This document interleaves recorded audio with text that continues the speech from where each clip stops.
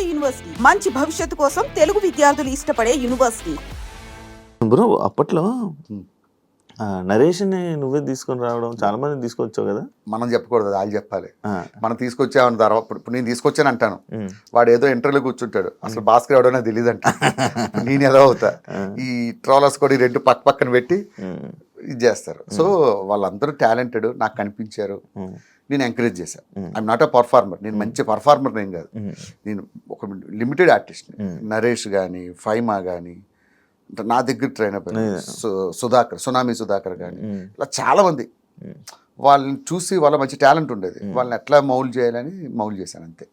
అప్పట్లో డిజిటల్ మీడియాలో వైరల్ అయిన వాళ్ళు కూడా అప్పుడు మీరు తీసుకురావడం, మీరే ఫస్ట్ తీసుకొని రావడం. అది కూడా నా ఫోర్స్ ఏం కాదు, మా వాళ్ళు చెప్పేవారు డైరెక్షన్ డిపార్ట్మెంట్. ఈ వైరల్ అయిన వాళ్ళు ఎలా ఉంటారంటే ఆ క్షణమే లైఫ్లో రెండు ఉంటాయి, పెద్ద పేరు వచ్చాయి, కష్టపడి వచ్చి పేరు సంపాదించుకున్నాడు, వాడు లైఫ్ టైం ఉంటాడు. సడన్ గా పేరు వస్తుంది ఒక డైలాగ్తో, వాళ్ళని యూజ్ ఎంతరు మళ్ళీ తరతాలు కనబడరు. నేను చెప్పిన మా వాళ్ళు వినేవాళ్ళు కాదు, తీసుకురండి భాస్కర్ మీ స్కిట్లో పెట్టండి అంటే తీసుకొచ్చేవాడిని. వాళ్ళు ఒక ఎపిసోడ్ చేసేవారు, తర్వాత అడ్రస్ లేకుండా పోయేవారు. అవును, అంటే యాక్చువల్లీ బేసిక్గా అది రీజన్ అడగడానికి ఏంటంటే నరేష్ అసలు కనిపించట్లే.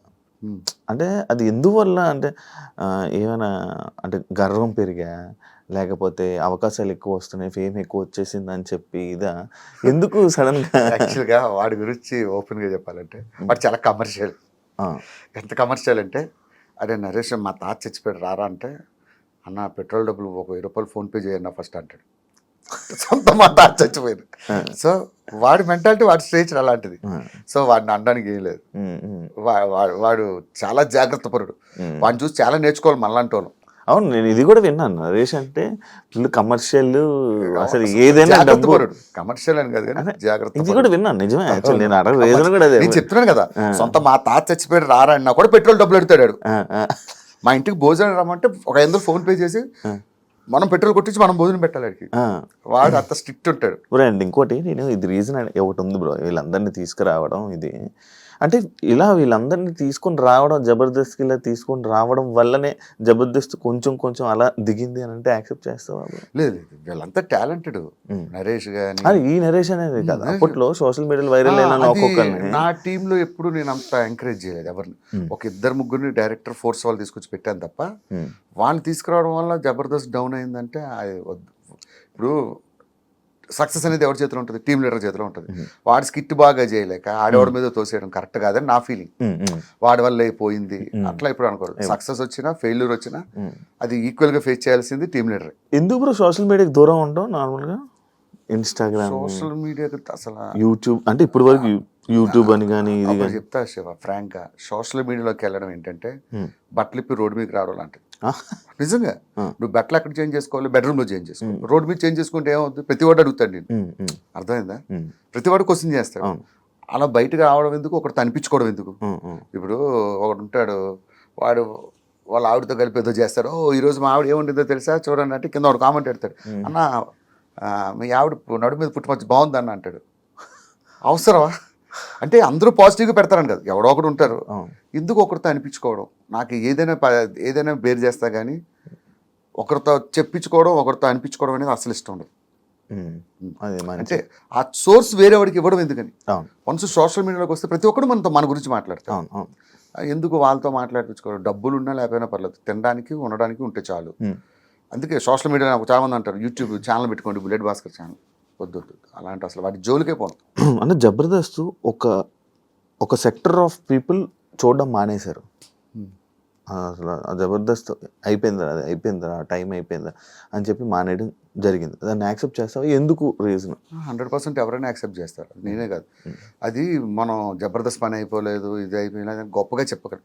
జబర్దస్త్కి ఇప్పటికీ మంచి ఫ్యాన్ బేస్ ఉంది. కాకపోతే సమ్ సెక్టర్ ఆఫ్ నువ్వు చెప్పినట్టు సమ్ ఏజింగ్ పీపుల్ కొంతమంది దూరం అయ్యారనే సంగతి కరెక్టే.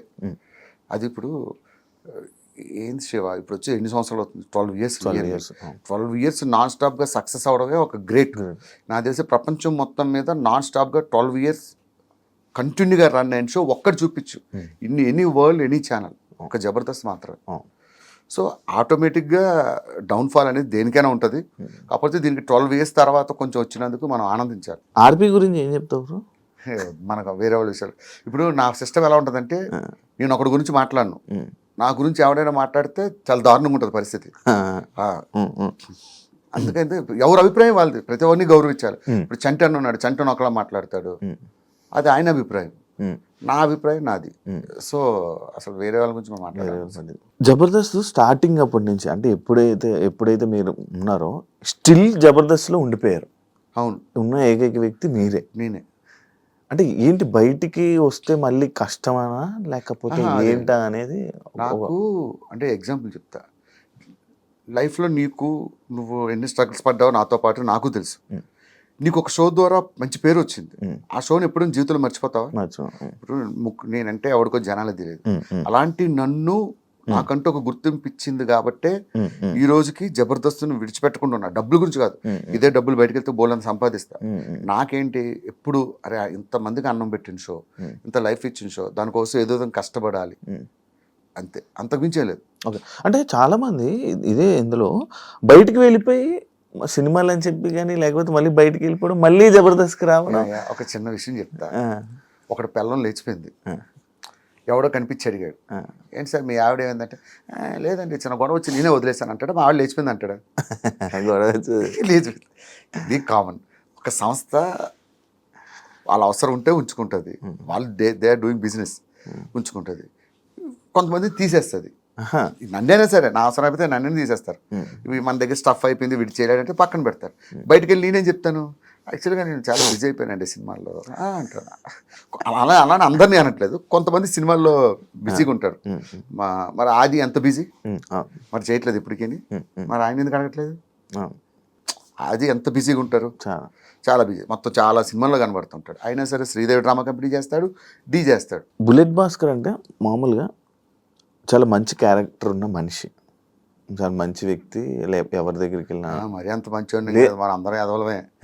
కాకపోతే మన ఎవరు మంచి వాళ్ళు ఉండరు భూమి మీద, కాకపోతే అట్లా అనుకుంటూ ఉంటారేమో నాకు తెలియదు. అంత మంచివాడిని కాదు, కొంచెం యారోగెంట్గానే ఉంటా. యారోగెంట్ అండి. ఇప్పుడు సినిమాలకి ట్రై చేయలేదా నువ్వు? సినిమాలు ట్రై చేశాను బ్రో. నువ్వు చెప్పు, సినిమాల్లో అవకాశాలు ఎవరు ఇస్తారు? ఎందుకు ఇవ్వరు బ్రో? ఇవ్వరు. నేను అది గమనించా. సినిమాల్లో అవకాశాలంటే నేను 1000 సినిమాలు చేశానని చెప్పుకోకూడదు. సప్తగిరిలాగా ప్రేమ కథా చిత్రం లాంటి ఒక సినిమా చేశానని చెప్పుకోవాలి. ఒక సినిమా చేస్తే అది మనకి బ్రేక్ అవ్వాలి. ఎక్కడో గుంపులో గోవిందలాగా నించోబెట్టి నేనేదో సినిమాకి ఇలాగే 55 రోజులు డేట్లు ఇచ్చా, హీరో ఫ్రెండ్ అన్నారని. సినిమా అంతా చూస్తే ఒక డైలాగ్ ఇచ్చారు, ఆ 55 రోజులు ఏం చేశారనుకున్నారు? సెట్కి వెళ్ళి భోజనం చేసి పడుకోవడం, సాయంత్రం లేకడం, ఇదే పని. అంత గుర్తింపు వచ్చే క్యారెక్టర్లు నాకు రాలేదు. ఇవ్వలేదు అన్నది వాళ్ళు ఇవ్వలేదు అని చెప్తే వాళ్ళు బ్లేమ్ చేసి ఉంటారు. నాకు రాలేదు. దేవుడు మనకు టైం వస్తుంది, టైం వచ్చినప్పుడు ఖచ్చితంగా వస్తాయి, వచ్చినప్పుడు చేద్దాం. సినిమాలు ఎక్కడికి బ్రో నాకు సుధాకర్ ఒకటే చెప్పాడు జబర్దస్త్ చేశాక, ఫస్ట్ మనం ఫైనాన్షియల్గా సెటిల్ అవుదాం. ఫైనాన్షియల్గా అంటే ఇప్పుడు ఈ 2 రాష్ట్రాల్లో ఈవెంట్స్ అంటే పబ్లిక్ షోస్లో మనం నెంబర్ 1. పబ్లిక్ షోకి వెళ్తే వెంటనే డబ్బులు వస్తాయి. సో ముందు ఫైనాన్షియల్గా సెటిల్ అవుదాం, తర్వాత సినిమాలు. ఉంటుందా బ్రో అంత టైం? ఎందుకు ఉండదు? ఇప్పుడు మనం షోస్ ఎందుకు చేస్తున్నాం? ఫైనాన్షియల్గా ఫస్ట్ సెటిల్ అవ్వాలి. సెటిల్ అయిన తర్వాత ఇంకేంటి, నేను కృష్ణాగర్ నగర్ రోడ్ల మీద తిరిగినా కూడా మా ఇంట్లో ఎవరు అడగరు, హ్యాపీగా వెళ్ళాను. సో ఫస్ట్ ఫైనాన్షియల్గా సెటిల్ అవ్వాలి, తర్వాత సినిమాలకి వెళ్ళాలి. ఈవెంట్లు ఎక్కువ కదా బ్రో జబర్దస్త్ వాళ్ళకి ఈవెంట్స్ ఎక్కువ, అందులో మా టీంకి ఎక్కువ ఉంటాయి. ఇప్పుడు మంత్లో ఒక 20-25 ఈవెంట్సే చేస్తాం బయట. యాక్చువల్లీ ఇందాక మీ మంచితనం గురించి అడిగిన క్వశ్చన్కి బ్రేక్ ఇవ్వడం జరిగింది కదా, అది ఏంటంటే చాలామందికి లైఫ్ ఇచ్చారు, అమ్మాయిలకు కూడా లైఫ్ ఇచ్చారు, కానీ భాస్కర్ మీద ఎందుకు సెటర్లు వేసుకుంటాడు? ఇప్పుడు ఎట్ట అయిపోయిందంటే మన తెలుగులో చాలా వర్స్ట్ సిచ్యువేషన్. మీరు తమిళకి వెళ్ళండి, హిందీకి వెళ్ళండి, షారుఖ్ ఖాన్ గారు ఎదురుగా ఉంటే షారుఖ్ ఖాన్ మిమిక్రీ చేస్తారు, వాళ్ళు యాక్సెప్ట్ చేస్తారు. మన తెలుగు వాళ్ళు యాక్సెప్ట్ చేయరు. ఏ హీరో మీద వేసినా, ఏ హీరో అంటే హీరో మీద వేయక్కర్లేదు, జస్ట్ స్పూఫ్ చేస్తే చాలా కింద కామెంట్ పెడతారు, మా హీరో జోలికి వస్తే పగులుద్దురా అంట. ఇట్లా చాలా ఫేస్ చేశాను. అంతెందుకు, మా జబర్దస్త్లో ఉన్నోడు మీద జోకులు వేస్తేనే వాడికి ఒక ఫ్యాన్స్ బేస్ ఉంది, వాళ్ళు కామెంట్లు పెట్టారు. అర్థమైంది కదా? నాకు అనిపించింది ఎవడి మీద వేసుకోకపోతే ఏం చేస్తాం, చివరికి నా మీద నేనే వేసుకుంటా. ఇది ఒకటి ఉంది కదా 4 ఫ్యామిలీలు 3 పెళ్ళిళ్ళు, ఆ డైలాగ్ మంచిదేగా.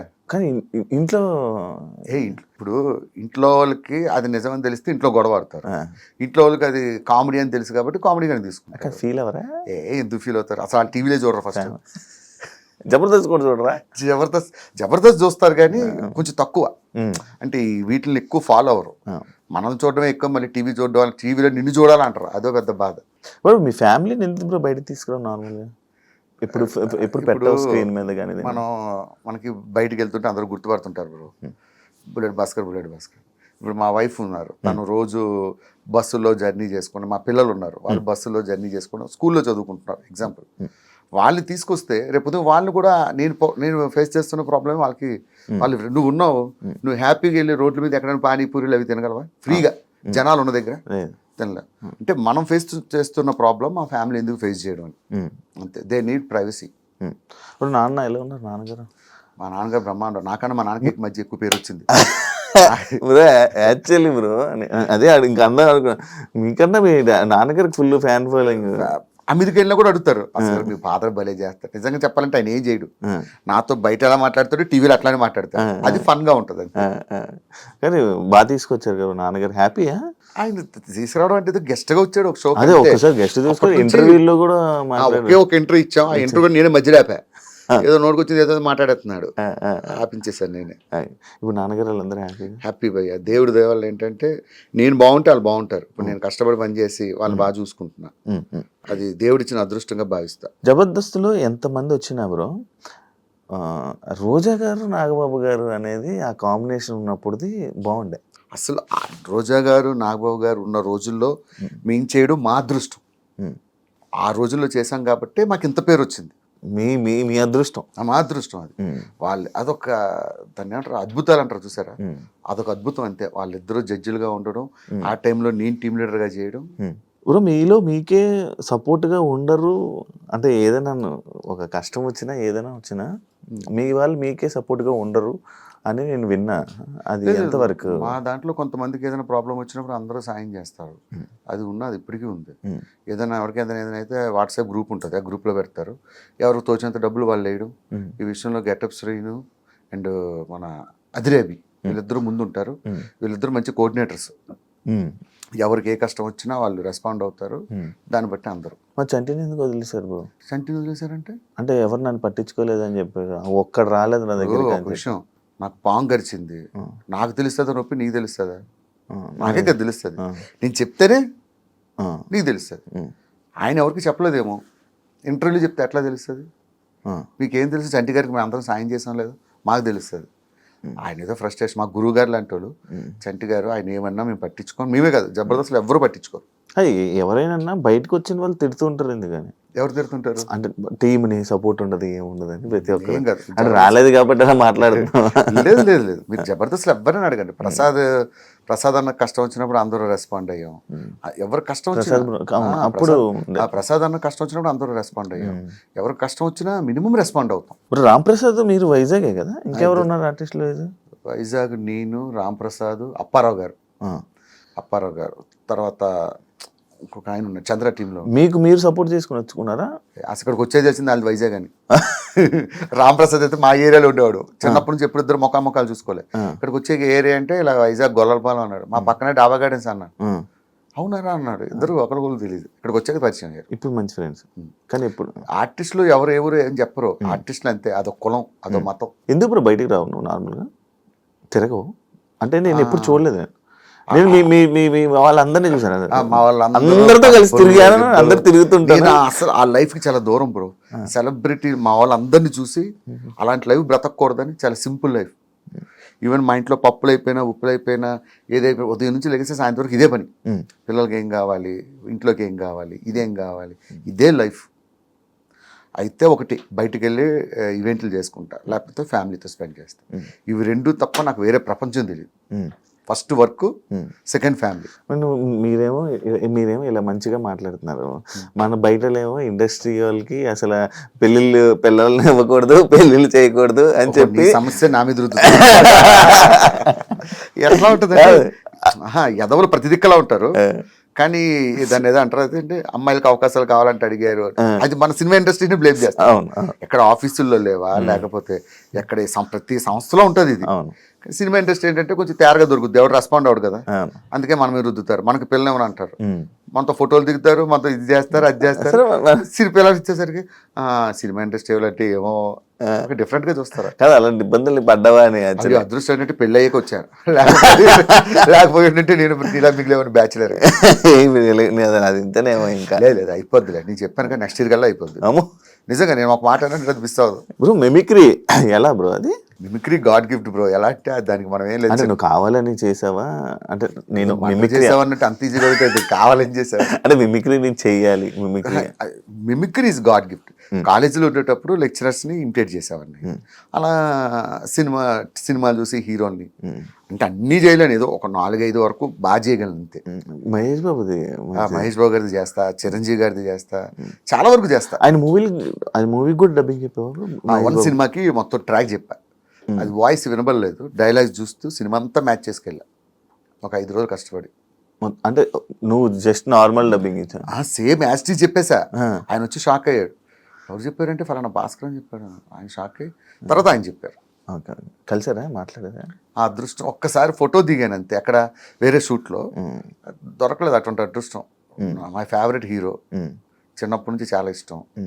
మహేష్ బాబు గారు, కృష్ణ గారి ఫ్యాన్, తర్వాత మహేష్ బాబు ఫ్యాన్. వస్తుంది దేనికైనా టైం వస్తుంది చెప్పాగా. నార్మల్గా భాస్కర్ అంటే జబర్దస్త్లోకి వచ్చాక కూడా బ్రో, బుల్లెట్ భాస్కర్ కొంచెం డౌన్ఫాల్ అయ్యి మధ్యలో కొంచెం డౌన్, అంటే జనాల నుంచి వాటి నుంచి కొంచెం దూరం అయ్యి డౌన్, అంటే ఫేమ్ పరంగా కొంచెం జనాలు దూరం అయ్యారు. ఎందుకు, రీజన్ ఏంటి బ్రో? అట్లా ఏం ఉండదు బ్రో. నాకు ఒక విషయం చెప్తా సీరియస్గా. నీ పేరేం పేరు ఇప్పుడు? యాంకర్ శివ. రేపు పొద్దున్న మెగాస్టార్తో చిరంజీవి గారితో సినిమా చేసావు, సినిమా పెద్ద బ్లాక్ బస్టర్ అయింది. నిన్ను యాంకర్ శివ అంటారా, శివ 2 అంటారా?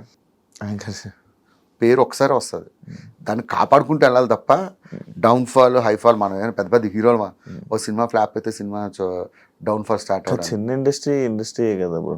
ఏం కాదు, వన్స్ పబ్లిక్ మనసులో పేరు వచ్చిందంటే అది జీవితాంతం ఉంటుంది. దాన్ని మంచిగా కాపాడుకుంటూ వెళ్ళిపోవడం. కానీ ఇప్పుడు బయట ఎప్పుడు వినలే ఇలాంటివి, అసలు పట్టించుకోను. మామూలు పట్టించుకోవాలి, అస్సలు పట్టించుకోరు. నా లైఫ్ నా ఇష్టం, నాకు నచ్చినట్టు బతుకుతా అంతే. ఎవరి మాట విన్ను, ఎవరిని ఖాతరు చేయను.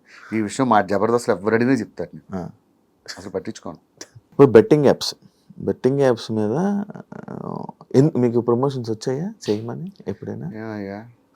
నాకు ఛానలే లేదు, ఇన్స్టాగ్రామ్లో అకౌంట్ లేదంటే, వీడియో చేసి పెళ్ళి అవ్వలేదంటే మీ ఆవిడ వంట ఏం చేస్తారు మంచిగా అని అడిగినట్టుంది. ఇప్పుడు నార్మల్గా ఫేమ్ ఉన్న పర్సన్స్కి ఛానల్ ఏం అవసరం లేదు, వీడియోలు చేసేసి ఇచ్చేస్తే చాలు. నేను అలా మీ దాంట్లో కొంతమంది చేసి ఉన్నారు. నేను చేస్తాను. ఎలాంటి వాటి తెలుసా అన్న, నేను ఇక్కడ టీ షాప్ పెట్టుకున్నాను, నాకు బయట ఇవ్వమని అన్నట్టు వాడికి ఇస్తా అన్న. నేను ఇక్కడ చిన్న హాస్టల్ పెట్టుకున్నాను, వాడికి ఇస్తా. ఎందుకు ఇస్తానంటే, అరే నా వల్ల కనీసం ఒక కస్టమర్ వాడి దగ్గరికి వచ్చినా ఐ ఫీల్ వెరీ హ్యాపీ. ఇటువంటి బెట్టింగ్ యాప్స్ అనేది అది మనం అలాంటివి చేయలేం. దాన్ని చేయడం అంటే అంత దరిద్రం ఇంకోటి లేదు. అదే ఇప్పుడు నేను ఒక పాయింట్, ఒక కామెంట్కి సంబంధించి నేను ఒకటి తీసుకున్నా. అదేంటంటే, జబర్దస్త్ నటుల్ని ఇండస్ట్రీ తక్కువగా చూస్తుంది, కావాలనే అవకాశాలు ఇవ్వడం లేదు అని అంటే దానికి ఆన్సర్ ఏమి ఇస్తావు? అది వాడి అభిప్రాయం, మన అభిప్రాయం ఏం లేదు. అలా అవకాశాలు ఇవ్వకపోతే ఆది ఎలా వెళ్తాడు, గెటప్ శ్రీని ఎలా వెళ్తారు, చంద్ర వెళ్తారు, వీళ్ళంతా సినిమాలో చేస్తున్నారు కదా. అవకాశాలు ఇవ్వకపోవడం ఇస్తుంది, కాకపోతే ఒకటి టైం వస్తుంది, ఒకటి టైం రాదు, అంతే తేడా. తక్కువ చూస్తారా? అది ఉందా? తక్కువ ఏం చూడరు, మంచి వాల్యూని ఇస్తారు. నేను చేసిన 2-3 సినిమాలు చేశాను కానీ మంచిగానే వాల్యూ ఇస్తారు, అలాంటిదే ఉండదు. కాకపోతే ఒకటి చెప్తా సినిమా వాళ్ళకి, జబర్దస్త్ ఆర్టిస్ట్ అనేవాడు ఛాలెంజ్ చేసి చెప్తా, మీ ఇండస్ట్రీలో ఎవరూ చేయలేడు, అంతకన్నా అద్భుతంగా చేయగలరు. అది మాత్రం పక్కా రాసిస్తా. జబర్దస్త్ ఆర్టిస్ట్ని యాక్టింగ్ పరంగా తక్కువ అంచనా వేసే అవసరం లేదు. నేను జబర్దస్త్లోనే నాన్ స్టాప్గా 25 నిమిషాలు 30 నిమిషాలు నటిస్తున్నారంటే వాళ్ళు అలవోకగా కెమెరా ముందు చేసేయగలరు. అది అయితే 100% కన్ఫర్మ్. ఎందుకంటే పెద్ద పెద్ద ఆర్టిస్టులు మాకు గెస్ట్లకు వస్తారు కదా, వాళ్ళే చెప్తారు మాకు ఈ మాట. నాకు అప్పుడే అర్థమైంది జబర్దస్త్ ఆర్టిస్టులు గొప్పతనం. అరే మీరు ఎట్లా చేస్తున్నారా 20-25 నిమిషాలు నాన్ స్టాప్గా డైలాగులు గుర్తుపెట్టుకుని. సినిమా ఏముంది బాబు, చిన్న ముక్క ఇలా చెప్తారు కట్, చిన్న మొక్క చెప్తారు కట్, అట్లా కాదు కదా. ఒక స్కిట్ ప్రాక్టీస్ చేయాలంటే 25 నిమిషాలు దాదాపు ఒక 40-50 డైలాగులు గుర్తుపెట్టుకొని చేయాలి. నేను ఒకసారి వచ్చినప్పుడు చూసాను, నాకే ఇది ఎలా చేస్తున్నారు, అంత ప్రాక్టీస్ చేస్తాం. చిరంజీవి గారు మహేష్ బాబుతో వీళ్ళతో 3 కోట్లతో సినిమా చేయడం ఏంటి, ఆ కాన్సెప్ట్ ఏంటి? యాక్చువల్గా నేను అది ఒక నార్మల్గా చెప్పిన డైలాగ్ ఏంటంటే, నాకు యాక్చువల్గా నేను I'm not a great actor but good director. Script పరంగా నేనే రాసుకుంటా, డైరెక్షన్ విషయంలో నేను మంచి టాప్. ఎవరిని ఎట్లా మౌల్డ్ చేయాలి, ఎట్లా తీయాలి అనేది నాకు బాగా అవగాహన ఉంది. నా టార్గెట్ ఏంటంటే రేపు పొద్దున ఏదైనా సినిమా డైరెక్షన్ ట్రయల్స్లో ఉన్నా, రేపు పొద్దున ఒక సినిమా తీసినా ఒక 3 నుంచి 5 కోట్లు సినిమా తీయాలి. అది ఒక 100-200 కోట్లు 100 కోట్లు వచ్చేంత సినిమా తీస్తా. 3 నుంచి 5 కోట్లు ఎందుకంటానంటే సినిమా క్వాలిటీ, లేకపోతే దాన్ని షార్ట్ ఫిల్మ్ అంటారు. సో ఆ క్వాలిటీ పెట్టి సినిమా తీసి 5 కోట్లు ఒక 100 కోట్లు కొట్టే సినిమా తీయాలని నా టార్గెట్. ఫ్యూచర్లో కూడా అంతే. చిరంజీవి గారిని పెట్టా నేను 5 కోట్లని సినిమా తీస్తా. నువ్వు చిరంజీవి సినిమాని వస్తావా, సినిమాకి చిరంజీవి 100 కోట్లు పెట్టాడని వస్తావా? చిరంజీవి ఉన్నాడు అంతే చాలు. సినిమాలో దమ్ము ఉండాలి, కథలో దమ్ము ఉండాలి, డైలాగ్స్లో దమ్ము ఉండాలి, సినిమా సూపర్ డూపర్ హిట్ అవుద్ది. అంతేగాని చిరంజీవి గారు 100 కోట్లు సెట్ వేసి ఒక ఫైట్ చేశారంటే ఫైట్ కోసం వెళ్తాను. నా టార్గెట్ చెప్తున్నా, నా ఫ్యూచర్. రేపు ఉదయం ఫ్యూచర్లో నేను డైరెక్టర్గా సక్సెస్ అయినా కూడా వీళ్ళతో కూడా అలాంటి బడ్జెట్లో సినిమా తీయాలని నా కోరిక. అంతే. మీ డైరెక్షన్ ఇష్టం చాలా ఇష్టం. మరి నేను జబర్దస్త్ చేసేది అదే కదా.